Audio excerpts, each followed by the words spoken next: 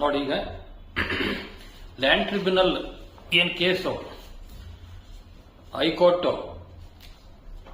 Land tribunal ಆರ್ಡರ್ನ ಎತ್ತಿಡಿಯಿತು, ಅದು ಸರಿಯಾಗಿದೆ ಅಂತ. ಅವಾಗ ಇವರು ಏನು ಉಳುಮೆಗೆ ಯೋಗ್ಯವಲ್ಲದ ಭೂಮಿ ಅಂತ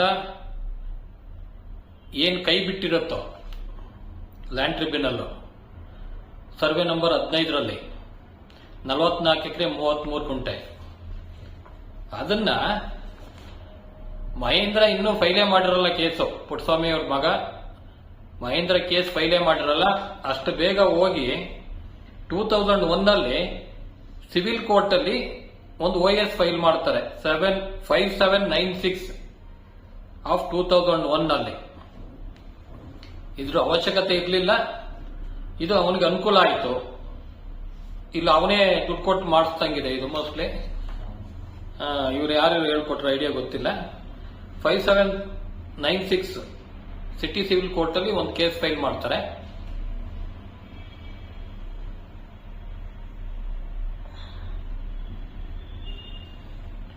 ಸಿಟಿ ಸಿವಿಲ್ ಕೋರ್ಟ್ ಅಲ್ಲಿ 5796 ಒಂದು ಕೇಸ್ ಫೈಲ್ ಮಾಡ್ತಾರೆ. OS ಫೈಲ್ ಮಾಡಿ ಅದು ಯಾರ ಮೇಲೆ, ಇದು ಪುಟ್ಟಸ್ವಾಮಿ ಅವ್ರ Mrs Puttathayamma and Mahendra and family ಇವ್ರ ಮೇಲೆ ಕೇಸ್ ಫೈಲ್ ಮಾಡ್ತಾರೆ. ಕೇಸ್ ಫೈಲ್ ಮಾಡಿ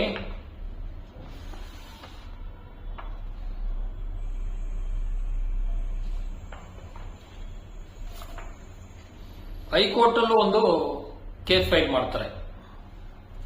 ಇಲ್ಲಿ ಇನ್ನು ಪೆಂಡಿಂಗ್ ಇರುವಾಗ್ಲೇನೆ ಹೈಕೋರ್ಟ್ ಅಲ್ಲಿ ಒಂದು ಕೇಸ್ ಫೈಲ್ ಮಾಡ್ತಾರೆ.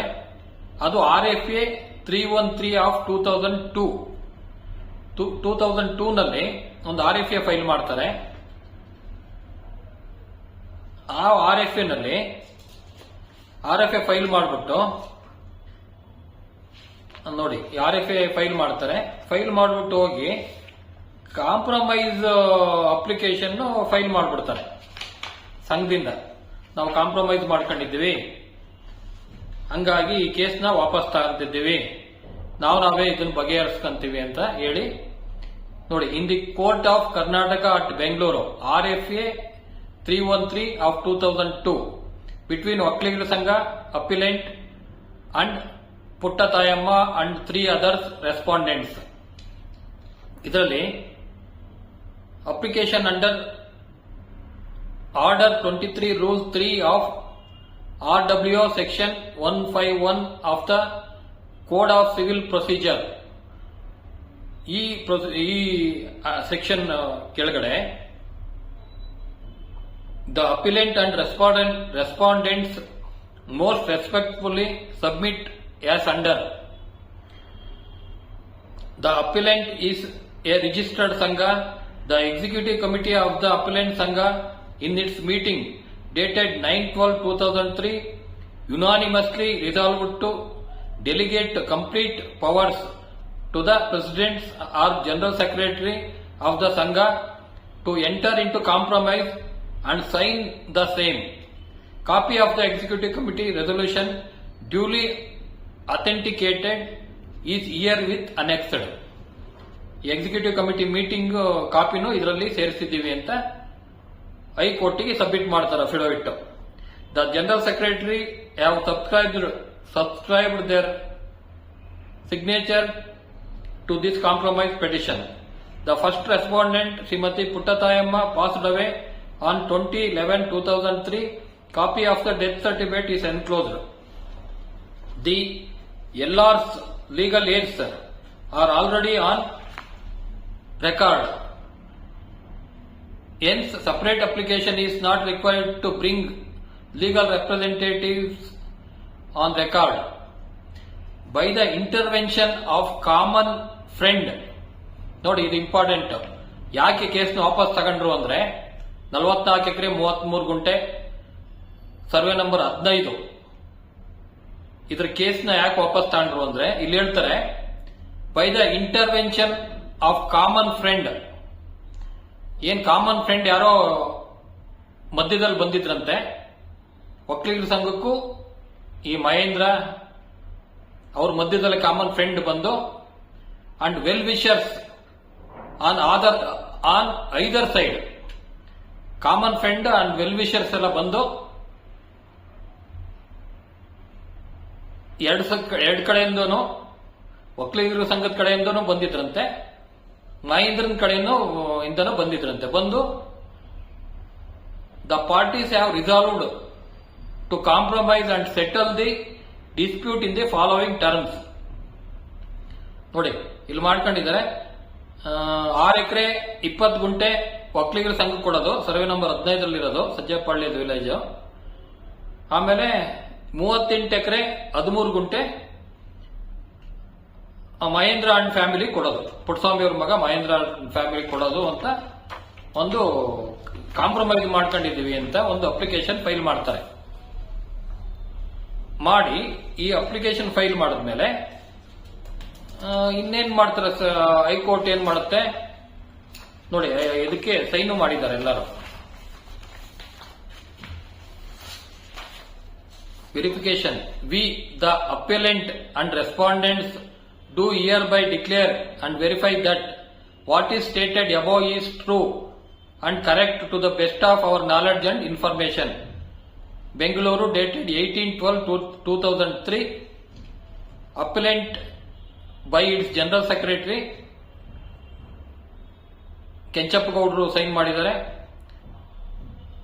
ಪುಟ್ಟಸ್ವಾಮಿಯವರ ಮಗ BP ಮಹೇಂದ್ರ ಸೈನ್ ಮಾಡಿದ್ದಾನೆ.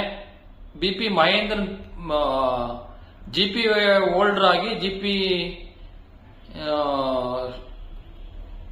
ಲೀಲಾ ರಾಮಕೃಷ್ಣ ಅವರು GP ಹೋಲ್ಡರ್ ಆಗಿ ಮಹೇಂದ್ರನೇ ಸೈನ್ ಮಾಡಿದ್ದಾನೆ. Shall be proceed with on merits in accordance with law, in accordance with law ಅಂತ ಹೇಳ್ತಾರೆ ಹೈಕೋರ್ಟ್ ನಲ್ಲಿ. The registry shall return to Mr Gangireddy the original compromise petition filed in this court after retaining a copy thereof under rules. Mr. Reddy is then free to file the compromise petition before the trial court for appropriate orders. In the light of the above order, cross objections number 14 and 15 of 2002 does not survive for consideration and are accordingly disposed of. Parties are left to bear their own cost. ಏನು ಒಕ್ಕಲಿಗರ ಸಂಘ case file ಮಾಡಿರ್ತಾರೋ ಅದನ್ನ ಇವ್ರು compromise ಮಾಡಿರೋ ಪ್ರಕಾರ trial court ತೀರ್ಮಾನ ಮಾಡಲಿ ಅಂತ ಹೇಳಿ ಟ್ರಯಲ್ ಕೋರ್ಟ್ಗೆ ಈ ಅಪ್ಲಿಕೇಶನ್ ಫೈಲ್ ಮಾಡಿ ಅಂತ ಕಳಿಸ್ತಾರೆ. ಆಮೇಲೆ ಟ್ರಯಲ್ ಕೋರ್ಟ್ ಏನ್ ಮಾಡುತ್ತೆ, ಈ ಅಪ್ಲಿಕೇಶನ್ ತಗೊಂಡು ಹೈಕೋರ್ಟ್ ಈ ತರ ತೀರ್ಮಾನ ಮಾಡಿದೆ ಅಂತ ಹೇಳಿ ಇವರು ವೆಲ್ ವಿಷರ್ಸ್ ಸೇರಿ ಎಲ್ಲ ಏನೋ ಮಾಡ್ಕೊಂಡು ಸಾಲ್ವ್ ಮಾಡ್ಕೊಂತಿದ್ದಾರೆ ಅಂತ ಹೇಳಿ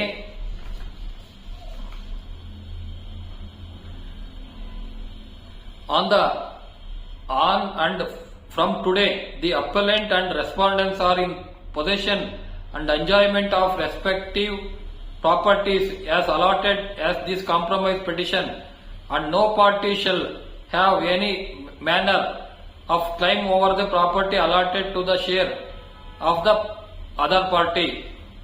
Both the parties pray that the above appeal be disposed of in terms of the above compromise petition, and a decree shall be drawn up accordingly.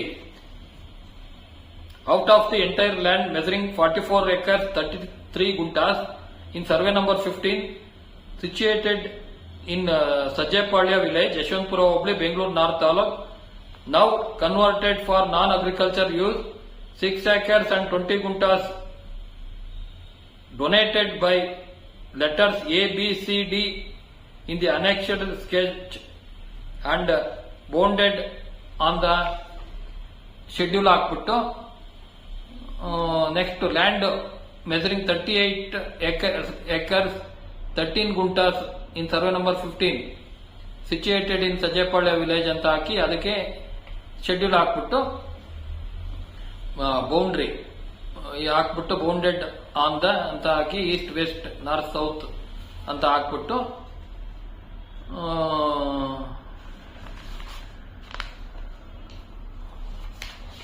Application file ಮಾಡಿದ್ರಲ್ಲ compromise petition ಅದ್ರ ಪ್ರಕಾರ ಇವರೇನು ಹೇಳ್ತಾರೆ ಇಲ್ಲಿ,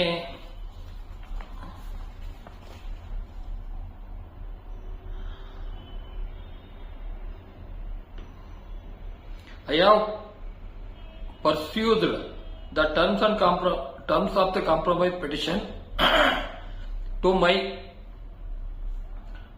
I have pursued the terms of compromise petition. To my mind, it is clear that the defendants have come forward to offer 6 acres of land to Vakkaligara Sangha, and the Sangha is the beneficiary under the compromise petition. When the property goes to a registered Sangha and not to the individual members or individual executive committee members of Sangha, I do not see any reason to reject the compromise petition.